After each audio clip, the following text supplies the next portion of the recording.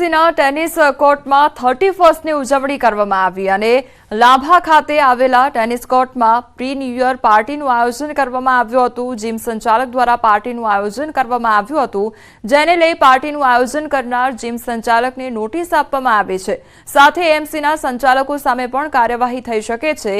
પાર્ટીની ઉજવણીનો video social મીડિયામાં વાયરલ થયો છે। એમસીના રિક્રિએશન કમિટીના ચેરમેને જણાવ્યું છે કે આયોજન કરનાર એજન્સીને બ્લેકલિસ્ટ કરવા સુધીની કાર્યવાહી થઈ શકે છે। सम्राट जिम एना नामथी एजन्सी चलावे छे अने पीपीपी धोरणे कोर्पोरेशन आप्युं छे। एमना द्वारा आनुं आयोजन करवामां आव्युं हतुं, एटले संपूर्णपणे गैरकायदेसर रीते एमना पार्टीनुं आयोजन करवामां आव्युं हतुं। एटले अत्यारे सक्षम सत्ता द्वारा एमने नोटिस आपवामां आवी छे, खुलासो पूछवामां आव्यो छे અને આ બધું જ જાણ્યા બાદ એમને હેવી પેનલ્ટી અથવા તો બ્લેકલિસ્ટ સુધીની કાર્યવાહી કરવામાં આવશે। વર્ષ 2024નો અંતિમ દિવસ છે, ત્યારે વર્ષના અંતિમ દિવસ એવા 31st ને લઈ સ્ટેચ્યુ ઓફ યુનિટી ખાતે હજારોની સંખ્યામાં પ્રવાસીઓ ઉમટ્યા છે। 31st ને લઈ સ્ટેચ્યુ ઓફ યુનિટી ખાતે પ્રવાસીઓને કોઈ તકલીફ ન પડે તે માટે તમામ પ્રકારની વ્યવસ્થા કરવામાં આવી છે। પ્રવાસીઓ વત્તા એસટી વિભાગની 30 જેટલી બસો ફાળવવામાં આવી છે। સાથે નર્મદા જિલ્લા પોલીસ વડા દ્વારા 5 પીઆઈ, 7 પીએસઆઈ અને 300થી વધુ પોલીસ જવાનો તૈનાત કરવામાં આવ્યા છે।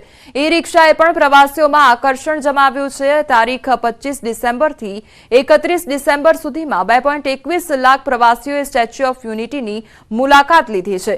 ત્યારે ન્યૂઝ 18એ પ્રવાસીઓ સાથે વાતચીત કરીને તેમના અનુભવો જાણવાનો પ્રયાસ કર્યો છે।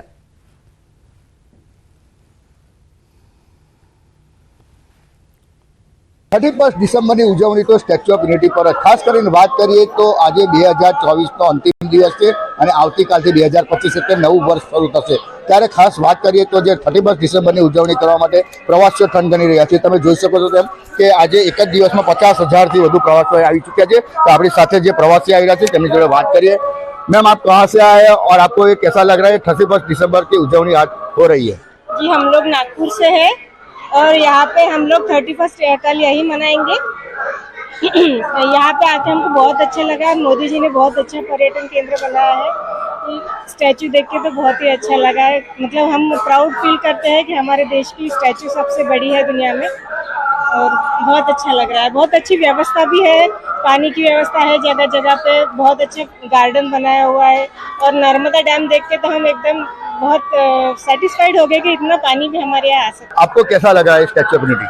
बहुत अच्छा लगा। मोदी जी ने बहुत अच्छा पर्यटन बनाया है और हम है नागपुर से महाराष्ट्र लुक करके आए हैं स्पेशली। पिछले 8 दिन से हम गुजरात के टूर पे है।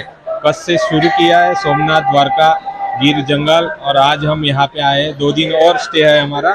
31 करके हम महाराष्ट्र लौटेंगे। ત્યારે હાલ તો જે 31 ડિસેમ્બરની ઉજવણી કરવા માટે આજે એક જ દિવસમાં 50,000થી વધારે પ્રવાસીઓ અહીં ઉમટી રહ્યા છે। દીપક પટેલ, ન્યૂઝ 18 ગુજરાતી, નર્મદા। વધુ એક રત્ન કલાકારે આપઘાત કર્યો છે। પૂર્ણમાં ભરત કથિરિયાનો ઝેરી દવા પી આપઘાત કરવામાં આવ્યો છે। હીરામાં મંદી હોવાના કારણે માનસિક તણાવમાં રહેતા હતા અને કાપોદ્રા પોલીસે ગુનો નોંધી વધુ તપાસ હાથ ધરી છે। હીરા ઉદ્યોગમાં ભયંકર મંદીનો માહોલ જોવા મળી રહ્યો છે અને જેના કારણે રત્ન કલાકારો પોતાનું જીવન ટૂંકાવી રહ્યા છે।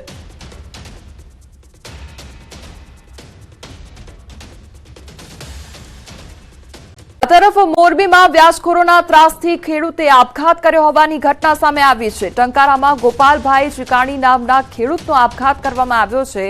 મૃતક ખેડૂતના પત્નીએ પોલીસ ફરિયાદ કરી છે। આરોપ છે કે વ્યાજખોરોએ વ્યાજ ચૂકવ્યા છતાં પણ જમીન લખાવી લીધી છતાં પણ વ્યાજની પઠાણી ઉઘરાણી કરતા અંતિમ પગલું ભર્યું હતું, જેમાં ભગવાનજી રાયધનભાઈ ખાંડેખા અને રાહુલ બચુભાઈ સવસેટા નામના વ્યાજખોર વિરુદ્ધ ગુનો નોંધવામાં આવ્યો છે। આ મામલે ટંકારા પોલીસે કાર્યવાહી હાથ ધરી છે। ઝેડ કૌભાંડ મામલે સૌથી મોટા સમાચાર સામે આવી રહ્યા છે। આરોપીને આશરો આપનાર કિરણસિંહની ધરપકડ કરવામાં આવી છે। કિરણસિંહના ફાર્મ હાઉસમાં આ ભૂપેન્દ્રસિંહ ઝાલા રોકાયો હતો। આરોપીને મદદગારી કરવાના ગુનામાં ધરપકડ કરવામાં આવી છે। ફરિયાદ બાદ તેની પણ ધરપકડ કરવામાં આવી। તાજેતરમાં સીઆઈડી ગ્રામે મહેસાણાના વિસનગરના દવાડા ગામના એક ફાર્મ હાઉસમાંથી ભૂપેન્દ્ર ઝાલાને પકડી પાડ્યો હતો। તો ભૂપેન્દ્ર છેલ્લા 1 મહિનાથી પોલીસને હાથ તાળી આપીને સંતાતો ફરતો હતો। જ્યાં તે દવાડા ગામમાં એક ફાર્મ હાઉસમાં સંતાયો હતો અને આ ફાર્મ હાઉસ કિરણસિંહ ચૌહાણનું હતું. ભૂપેન્દ્રસિંહ ફાર્મ હાઉસ માલિકના સંપર્કમાં હતો, જેના કારણે તેની ધરપકડ કરવામાં આવી છે. કૌભાંડને લઈને અરવલ્લીમાં સીઆઈડી ક્રાઇમે ફરી એકવાર તપાસ હાથ ધરી છે. સીઆઈડી ક્રાઇમે ભિલોડા ખાતે બીઝેડ ઇન્ટરનેશનલ બ્રોકિંગની ઓફિસમાં તપાસ હાથ ધરી અને લીલ સાગર કોમ્પ્લેક્સમાં આવેલ ઓફિસનું લોક તોડી ઓફિસ ખોલી સર્ચ ઓપરેશન હાથ ધર્યું. તો ભૂપેન્દ્રસિંહ ઝાલાની અટકાયત બાદ ભિલોડા ખાતે સીઆઈડીએ સર્ચ ઓપરેશન હાથ ધર્યું. સીઆઈડી ક્રાઇમે ઓફિસના સીસીટીવી કેમેરાનું ડીવીઆર તેમજ બાયોમેટ્રિક અટેન્ડન્સ મશીન સહિતની વસ્તુઓ જપ્ત કરી છે. સીઆઈડી ક્રાઇમની તપાસથી મળતિયાઓમાં ફફડાટ ફેલાયો છે. અમારી સાથે હાલ સંવાદદાતા હાર્દિક જોડાઈ ગયા છે. હાર્દિક, હવે ઓફિસનું પણ સર્ચ ઓપરેશન હાથ ધરવામાં આવ્યું છે અને ત્યાંની તમામ વસ્તુઓની તપાસ થઈ રહી છે. શું અપડેટ તેને લઈને?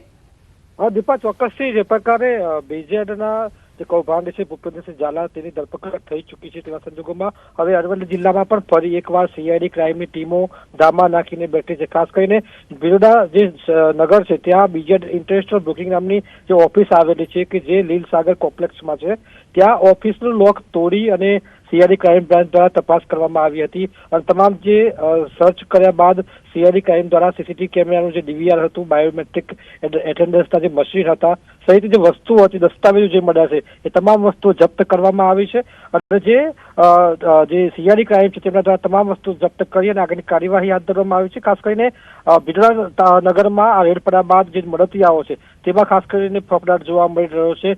આ સંજોગોમાં તપાસ તેજ જોવા મળી રહી છે. દીપા. જી હાર્દિક, સમગ્ર માહિતી બદલ આપનો આભાર.